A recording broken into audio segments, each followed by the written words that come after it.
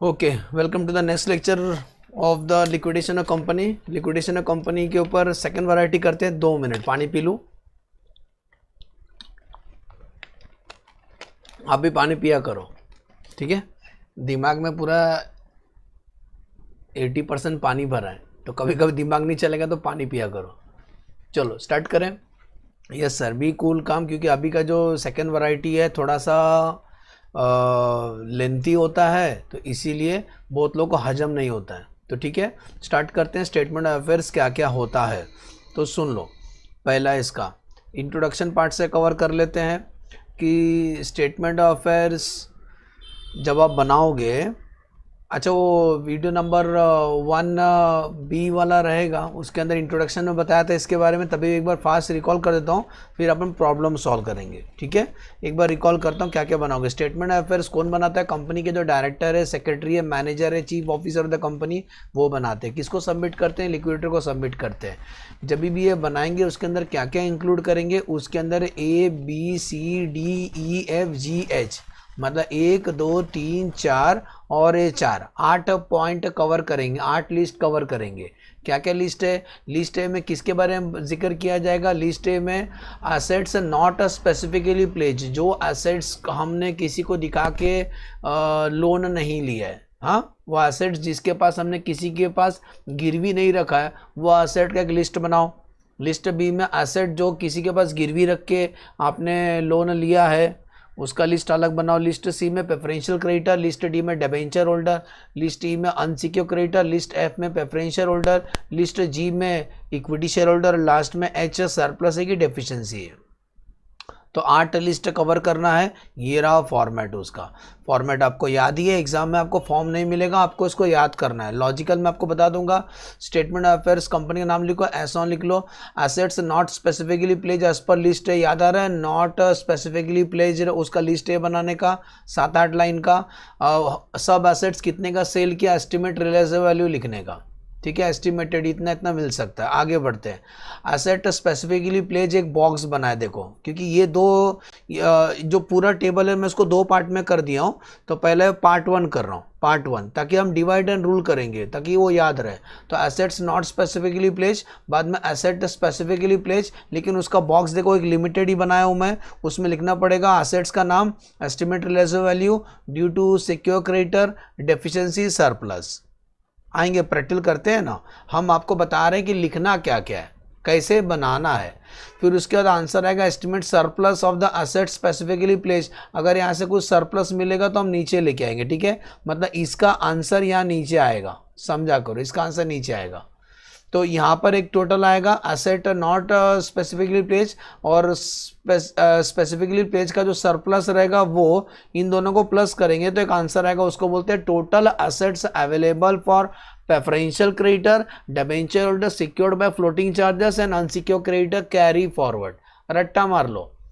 Estimate total assets available for preferential creditor, debenture holder secured by floating charge on all assets and unsecured creditor carry forward, इसको नाम देंगे। फिर बीच में का और एक बॉक्स बनाने का, summary of the gross asset, उसमें gross realisable value of the asset specifically pledge, जो एसेट तुमने प्लेज किया था उसका ग्रॉस रियलाइजेबल वैल्यू बताओ कितना बेच के मिलेगा, और अदर एसेट्स का अमाउंट, इसका अमाउंट इनर कॉलम में रहेगा।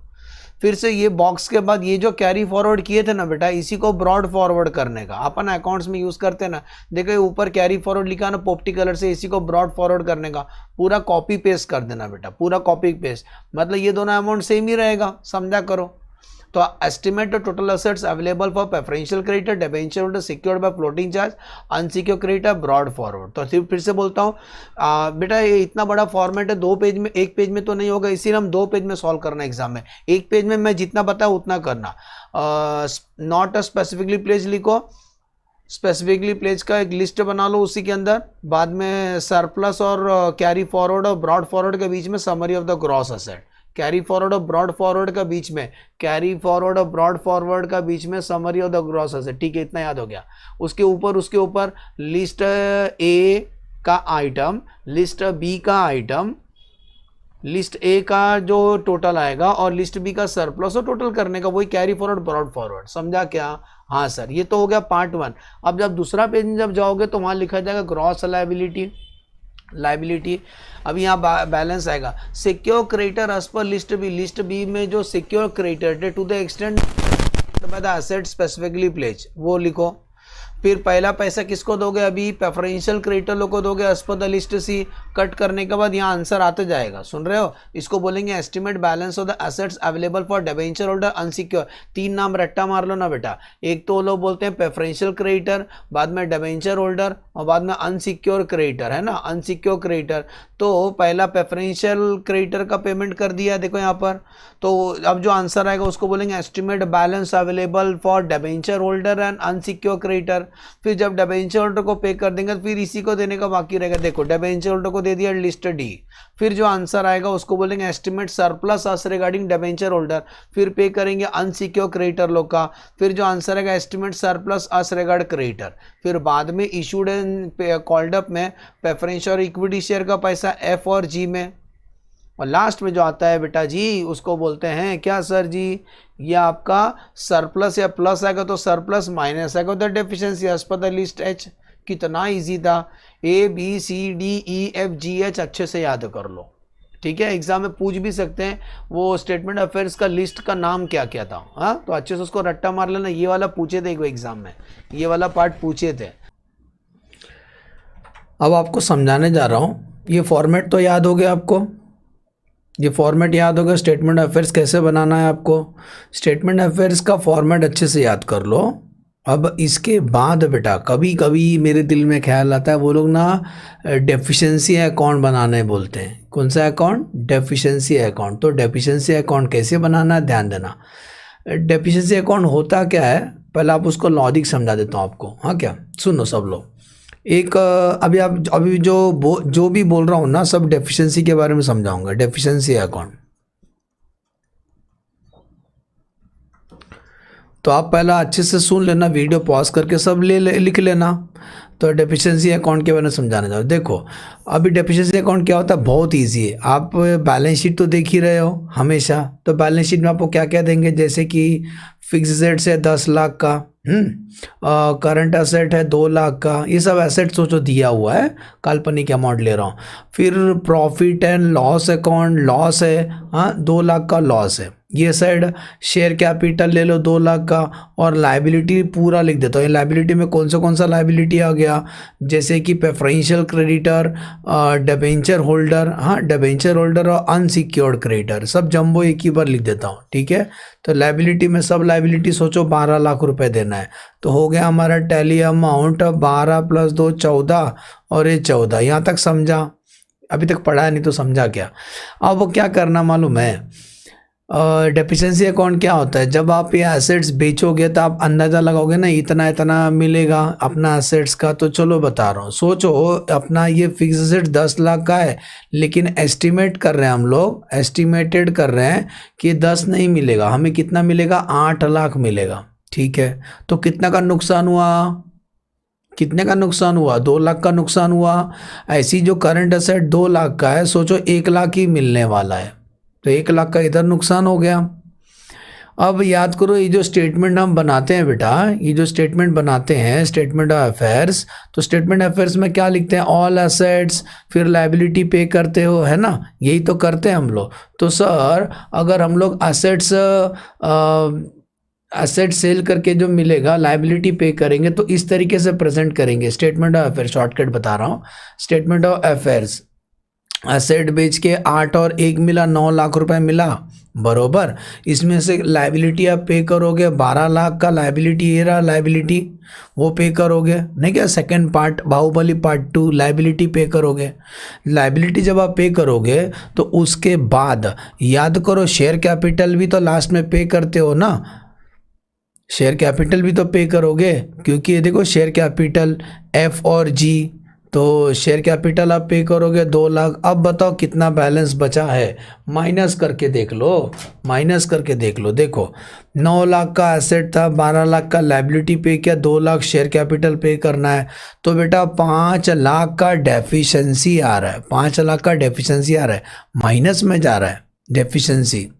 अब मेरे को ये बताओ, मैं एकदम सिंपल पूछ रहा हूँ, हमारा लॉस तो बेटा 2 लाख था, तो 5 लाख कैसे हो गया, आपको यही बताना है। ये 2 से 5 की हो गया, हमको आज तक नहीं समझा। तो कोई बता सकता है क्यों हुआ? जो लॉस 2 लाख दिख रहा था बैलेंस शीट में, या एसेट एस्टिमेट वगैरह करने के बाद पता चल रहा है 5 लाख का डेफिशिएंसी है, क्यों हुआ 3 लाख का?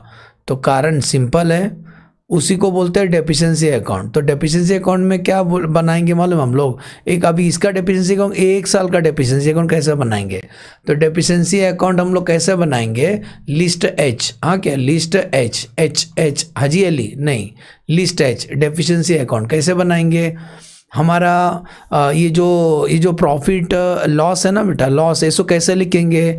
ये मेरे को ये बताओ, लाइबिलिटी ज़्यादा है कि एसेट ज़्यादा है? लाइबिलिटी ज़्यादा है तो लिखेंगे एक्सिस ऑफ, केवल इसका एक्सिस ऑफ व्हाट, ये 1 साल का समझा रहा हूँ, axis of capital over assets है ना, एक्सिस ऑफ व्हाट, कैपिटल, यही लिखेंगे हम लोग, axis of capital and liability over assets. कितना एक्सेस है? ये 14 माइनस 12 2, समझा, माइनस में है। Axis of capital and liability over assets, यही प्रॉफिट लॉस लिखा है 2 लाख का। अब इसमें क्या हुआ है, ये जो एस्टिमेशन में लॉस हुआ है ना, less loss on estimation, loss on estimation, ये जो एस्टिमेशन किए थे उसमें नुकसान हुआ। फिक्स एसेट्स में लॉस हुआ था, देख लो ना, 10 का 8 मिलेगा, तो 2 लाख का वहाँ लॉस हुआ, 2 लाख का उधर, इसके बाहर ही लिखता हूँ, 2 लाख का लॉस हमारा उधर पे हुआ, और करंट असेट्स में हमारा लॉस 1 लाख का हुआ, इसीलिए 5 लाख का डेफिशिएंसी अकाउंट में ये statement of deficiency as per what, statement of affairs match हुआ, ये दोनों मैच हुआ बेटा। तो हमें यही प्रूव करना है कि हमें यही प्रूव करना है 5 कैसे आया, तो बताया ना प्रूव करके 5 कैसे आया, सुना ही आ रहा है? ये 5 कैसे आया, समझ में आया बेटा मैं क्या बोल रहा हूँ? तो 5 कैसे आया? 2 लाख का तो लॉस पहले से था, असेट्स बेच के लॉस हुआ 2 लाख का, उसके वजह से और लॉस बढ़ गया। करंट असेट्स बेच के लॉस हुआ 1 लाख का, तो उसकी वजह से और लॉस बढ़ गया, इसीलिए डेफिशिएंसी स्टेटमेंट ऑफ अफेयर्स में 5 लाख का है। ये 1 साल का है, आगे ना 3 साल का देंगे, 5 साल का देंगे, तब क्या करोगे? तो आपको एक फॉर्मेट देता हूँ, ये 1 साल का रहेगा तो ऐसा करने का, ठीक है? तो अब हम देने जा रहे हैं आपको फॉर्मेट। तो सबसे पहले फॉर्मेट अच्छे से लिख लेना, क्या लिखेंगे? आइटम कंट्रीब्यूशन, आइटम कंट्रीब्यूशन, हाँ क्या, to deficiency, item contribution to deficiency. समझाऊंगा, चिंता मत करो, बहुत ईजी है, थोड़ा 10-15 मिनट सब्र करो। आइटम कंट्रीब्यूशन टू डेफिशिएंसी, और इसका उल्टा लिख सकते हो, डेफिशिएंसी को बढ़ा रहे हैं, या दूसरा रिडक्शन ऑन सरप्लस, कोई भी एक वर्ड लिखना, रिड्यूसिंग सरप्लस, सरप्लस को कम कर रहे, एक ही बात है, सीधा खाओ या ऐसा घुमा के खाओ तो एक ही बात है, मुंह में जाएगा।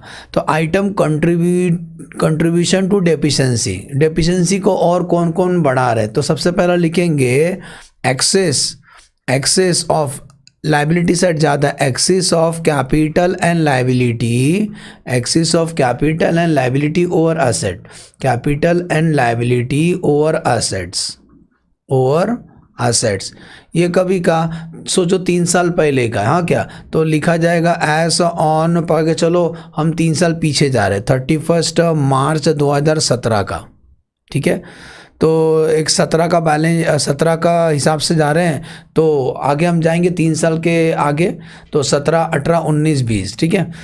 तो सोचो 3 साल पहले का दिया हुआ है लॉस, तो यहाँ पे आएगा लॉस, ये माइनस है क्या, क्योंकि कैपिटल और लाइबिलिटी एक्सिस है, बचपन में पढ़े हो, एसेट में से लाइबिलिटी माइनस कर तो कैपिटल, यहाँ कैपिटल ज़्यादा है तो लॉस है, ठीक है, लॉस है। और अब इसमें और कौन कौन ये कर रहा है, कंट्रीब्यूशन कर रहा है इसको, कंपनी को नुकसान बढ़ाने में? तो सबसे पहला कंपनी ने डिविडेंड दिया होगा, डिविडेंड दिया होगा इस 3 साल के अंदर, इस 3 साल में कंपनी ने डिविडेंड दिया होगा, ये ओपनिंग हो गया 18 का, तो 18 जैसा भी बोल दूँ, ये आपका 1 अप्रैल 18-19 का स्टार्टिंग दे दिया हूँ मैं, 19-20 और 20-21। तो मैं बोल रहा हूँ इस 3 साल में कंपनी ने डिविडेंड दिया होगा, कंपनी ने डिविडेंड दिया होगा, तो डिविडेंड देने से और हमारा पैसा जाने वाला है।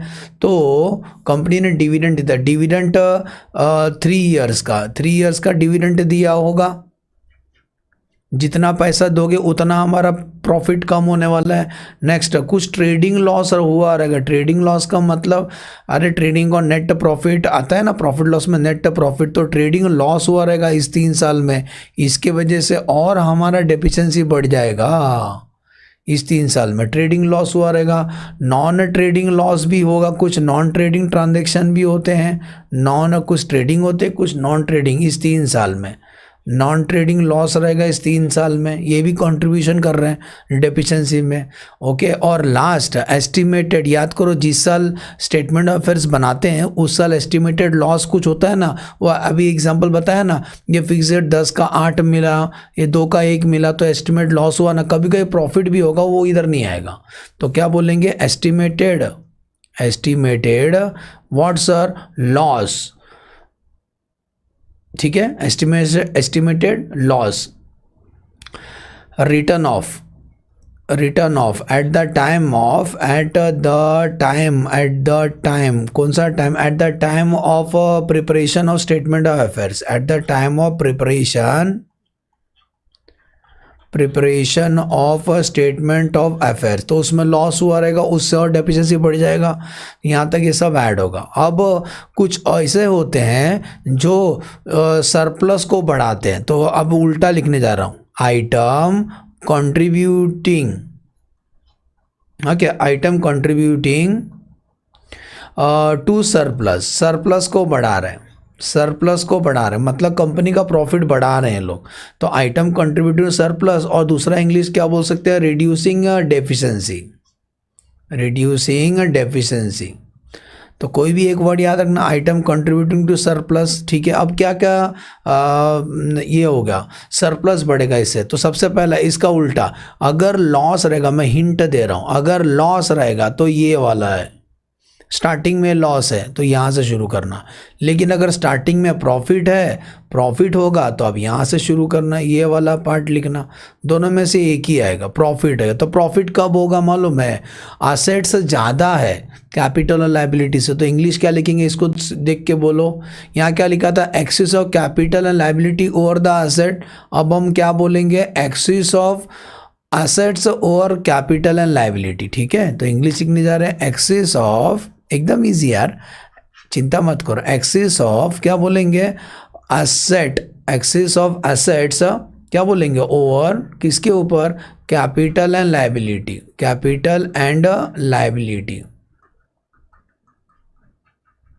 ठीक है, तो बेटा ये दोनों में से एक ही होगा, इतना तो समझ गया ना, दोनों नहीं होगा, दोनों में से एक ही हो गया, या दिस और दिस, याद रहेगा, और लिखा हूं मैं, दोनों में से एक ही होगा, या तो लॉस रहेगा तो प्रॉफिट रहेगा, बाकी सब आइटम रह सकते हैं।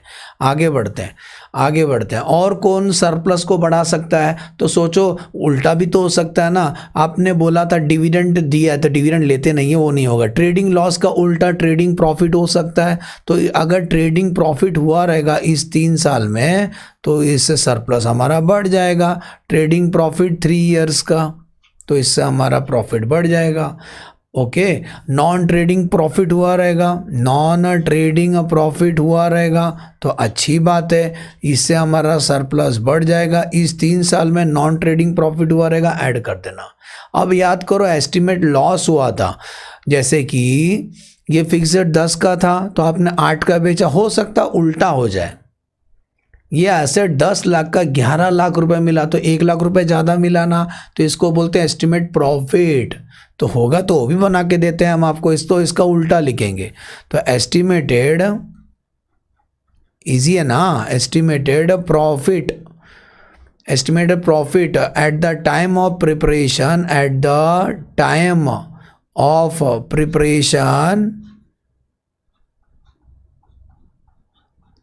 ऑफ स्टेटमेंट ऑफ अफेयर्स, कुछ प्रॉफिट हुआ रहेगा तो ऐड हो जाएगा। अब सब एडलेस करने के बाद जो आंसर आएगा इसी को बोलते हैं डेफिशिएंसी या सरप्लस। किसके हिसाब से? As per statement of affairs. यही आंसर स्टेटमेंट ऑफ अफेयर्स से मैच होना चाहिए, एक टाइप का रिकन्सिलेशन है।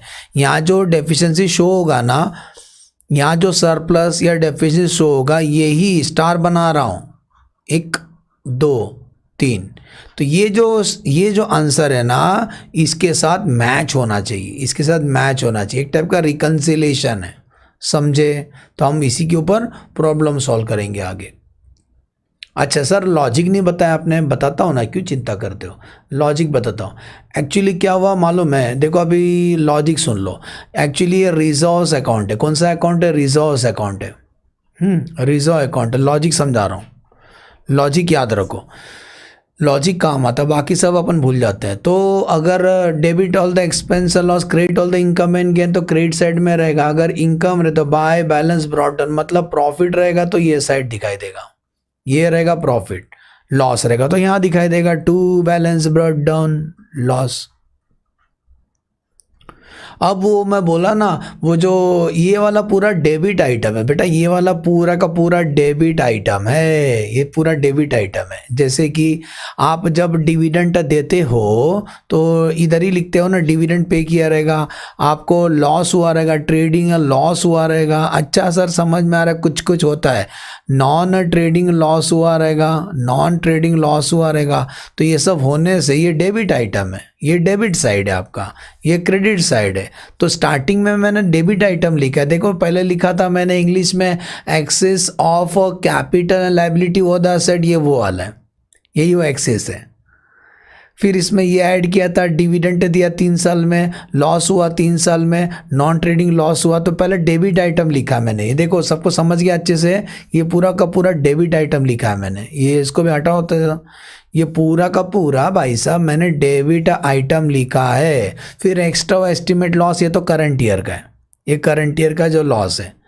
ऐसे ही उसका उल्टा भी हो सकता है। तो ये साइड क्या क्या आएगा? ट्रेडिंग प्रॉफिट रहेगा तो ये साइड आएगा, बाय नॉन ट्रेडिंग प्रॉफिट रहेगा तो ये साइड आएगा, नॉन ट्रेडिंग प्रॉफिट। ठीक है, तो ये वाला आइटम ये क्रेडिट आइटम है। ये देखो ये क्रेडिट आइटम, नहीं तो बोलो कि दौर है, ये देखो ये क्रेडिट आइटम है, समझ में आ रहा है? तो ये वाला डेबिट आइटम था पूरा का पूरा, और ये क्रेडिट आइटम है। तो बस वो जो रिजर्व अकाउंट है ना, उसी को वर्टिकल प्रेजेंट किया है। अब जब अकाउंट टैली करेंगे, अगर साल का आखिरी को, लास्ट ईयर को, तीसरा साल प्रॉफिट रहेगा तो ये साइड दिखाई देगा टू बैलेंस, सॉरी 2 बार लिख दिया, टू बैलेंस क्या लिखा जाएगा? To balance carried down, profit रहेगा तो, इनकेस प्रॉफिट रहेगा तो, और अगर लॉस रहेगा तो ये साइड दिखाई देगा, जिसको आप डेफिशिएंसी बोलते हैं, बाय बैलेंस कैरीड डाउन, ये लॉस है। ठीक है, तो कुछ किया नहीं है, एकदम सिंपल लॉजिक बेटा, सबको समझ गया। सर ने क्या बताया कि ये वाला आइटम हमने पहले लिखा है और ये वाला अलग से लिखा है। पहले डेबिट वाला लिखा है, बाद में क्रेडिट वाला लिखा है, लॉस से शुरू किया है। ठीक है, डेफिशिएंसी है ना, डेफिशिएंसी का कारण क्या? तो ये डेबिट आइटम है, ये पूरा क्रेडिट आइटम है। और एस्टिमेट लॉस बता दिया, लॉस रहेगा तो स्टार्टिंग में लिख देना इसमें, क्योंकि वो डेफिशिएंसी हो रहा है, और प्रॉफिट रहेगा तो सरप्लस में लिखना। एडलेस करने के बाद ये जो डेफिशिएंसी है स्टेटमेंट ऑफ अफेयर्स का डेफिशिएंसी से मैच होना चाहिए। आगे हम करेंगे इससे संबंधित 2 प्रॉब्लम। ठीक है, और इसको नोट कर लेना, दिखाई दे रहा है। चलो इतना पहले अच्छे से लिख लेना। देखो ये वाला पार्ट अच्छे से समझ के लिख लेना। मैं अपना वीडियो हाइड करूं, रुको रुको रुको रुको रुको, हाँ देखो ये वाला अच्छे से वीडियो पॉज करके लिख लेना। डेफिशिएंसी अकाउंट का लॉजिक ये 1 साल का बनाया था मैंने, अब ये जो बना है 3 साल का है, 3 साल का। कुछ नहीं, इमेजिन करने का रिजर्व अकाउंट। हाँ रिजर्व अकाउंट, तो ये आपका डेबिट साइड, वीडियो पॉज करके लिख लो, और ये आपका क्रेडिट साइड। ठीक है, और ये रिजर्व का लॉजिक है, logic logic logic. Video on करूँ तो बोलो समझा अच्छे से, इसको अच्छे से लिख लेना, प्रैक्टिस करना, इससे संबंधित हम लोग प्रॉब्लम करेंगे।